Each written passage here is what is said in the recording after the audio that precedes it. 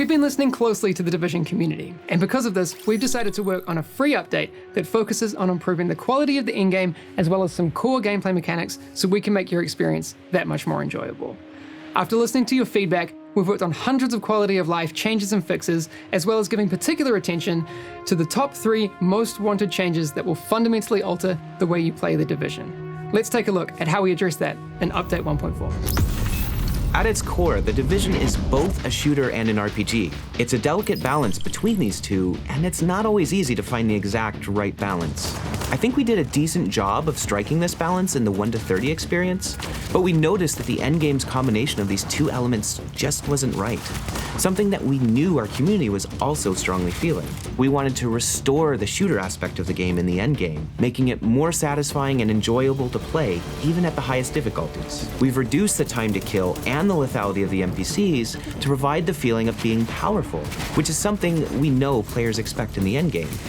One of the things we really wanted to do was we wanted to find a way to kind of increase the difficulty or the challenge of our NPCs without just resorting on stat scaling. Got increased health, increased damage.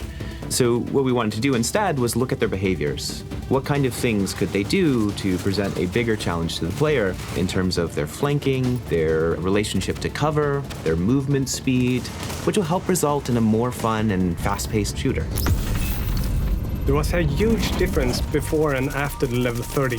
We've introduced 4 world tiers. You can now select your world tier and mission difficulty for a more customized endgame progression. A higher world tier will increase the level of enemies, but also the quality of the reward, which will help you access the next tier. While a higher mission difficulty will change the type of enemies you fight and grant you more rewards. This is a great feature for everyone.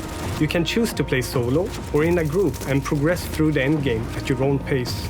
For me as a player in 1.3, I can't really play everything solo. I can't get the best gear, but that's something we changed for 1.4. In 1.4, max level players will feel powerful once again, and they will really feel the impact of their new gear and gear sets and weapons. So we've rebalanced all the skills, weapons, gear, and gear sets so players can find more variety when building their character. As an example, we changed the way Firecrest and Nomad work to make it more appealing and relevant to players. And with the blind set, we even took it a step further and repurposed it entirely. It was largely underused by players, and it will be replaced by a brand new set called Banshee. It will especially appeal to Dark Zone agents by giving bonuses based on the rogue mechanic. We've also rebalanced the different weapon types to encourage more variety in weapon use and therefore more gameplay styles. When it comes to loot and rewards, you'll be able to get everything from anywhere, so you can find useful items for your build no matter how you prefer to play. All these changes will also create a better balance between level 30 players, so everybody gets a fair chance in the Dark Zone. Before 1.4, if you were at max level, your XP would basically go to waste. And in 1.4, we're adding a feature that's called Field Proficiency, and basically all the XP that you earn will go into this level progression bar that you're used to, and as soon as you level up, you will get a Field Proficiency cache, which gives you cool stuff based on your gear score. We can't wait for all of you to experience these changes and to see what awesome builds you come up with. These are just a few of the many improvements that you can expect, and we will continue to improve on the core experience of the game with Survival and Last Stand.